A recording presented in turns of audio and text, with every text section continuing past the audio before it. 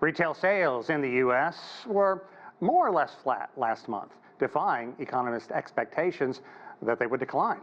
Excluding auto purchases, retail sales were up just 0.4%, according to the Commerce Department.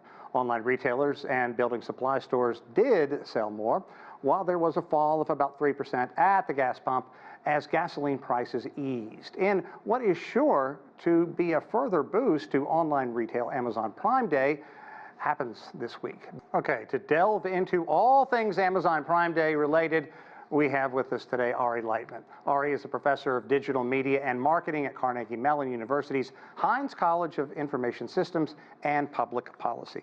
Ari, thanks very much. Looking forward to this chat. This is the 10th year of Prime Day. How important is this annual event to Amazon's bottom line and for the company brand? So I think it's the operative word is more important for the company brand. This happens during a time when there's not a lot of consumer purchasing happening, right? It's sort of a slow period, if you will, with the retail sales cycle. A lot of pickup gets done later on in the summer with back to school, and of course during the prime rush towards the holiday seasons. But it's a sort of a slow period now, and it gets people very much aware and engaged with sort of the Prime brand, if you will, and Amazon, of course. Yeah, certainly. And there's a certain degree of buzz heading to this. People wonder what it's going to be. Let's look at the early sales that are out there. And this is some good information, I think. According to Momentum Commerce, sales were up 12% in the first 7 hours of the event compared to the same period last year. So what does this say about the strength of Amazon's marketing as well as the state of the American consumer? Because as you mentioned, right now can be a very dry period for stores as well as consumers. Yeah, well, I think sort of the issues associated with inflation and the economy in general are sort of waning, associated with the idea of, you know, there's a latent demand, if you will, for shopping and for acquiring various different things. And the marketing promotions that they had with influencers has really driven a lot of the sales that have been out there and that have been sort of dormant, if you will. Yeah, and other brands, other stores, other entities have picked up on this here in the United States, and they're launching their own sales basically in conjunction with Prime Day. So what does this tell us about the influence of this event? And is it really one of these things where as the tide goes up, it really helps all ships? It does to an extent. So, you know, if you look at Amazon's Prime competition in the US, of course, it's Target and Walmart, right? So they're capitalizing on this notion associated with people who's have a heightened interest associated with retail activities, and providing various different differentiation, if you will, associated with products, associated with services, and trying to match price points as well. Yeah. Have you purchased anything on Amazon Prime Day? So I'm a little bit of a different consumer. I use Amazon all the time for household purchases and a variety of other.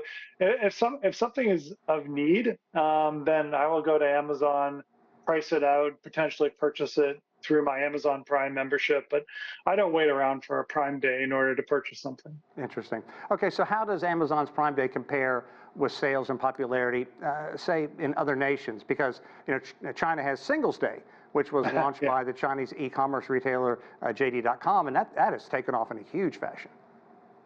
So Singles Day is a really interesting sort of cultural phenomenon.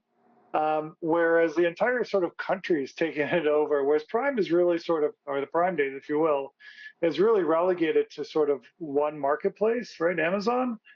But if you look at Singles Day, if you look at sort of sales numbers, there's a variety of online retailers that have sort of taken advantage of it and really sort of helped boost their bottom line. If you look at Alibaba, if you look at JD.com, but if you look at some other brands as well, like Temu and a variety of, everybody's getting buoyed up by Singles Day, which is really it's a fascinating cultural phenomenon that's occurred in China. Yeah, it really has picked up in a huge fashion. And a lot of people here in the United States are taking advantage of Amazon Prime. They have it. So it's, I guess, no huge shock that Amazon's profit tripled in the first quarter. Talk about what we can expect in the second quarter. So once again, I think you mentioned the sort of interesting inflection associated with profitability associated with their marketplace. So Amazon's very well known for a variety of different services, AWS being probably the most profitable service that they have.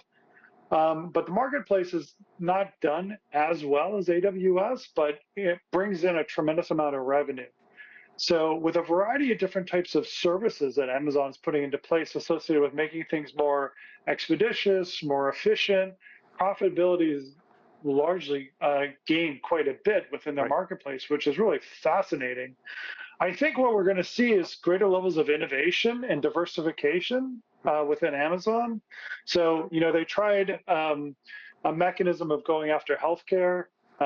There's mixed results associated with that, but once again, they're looking at things like drone delivery as a mechanism of getting packages towards the last mile for people that aren't typically served by logistics and mechanisms, like typical mechanisms associated with delivery.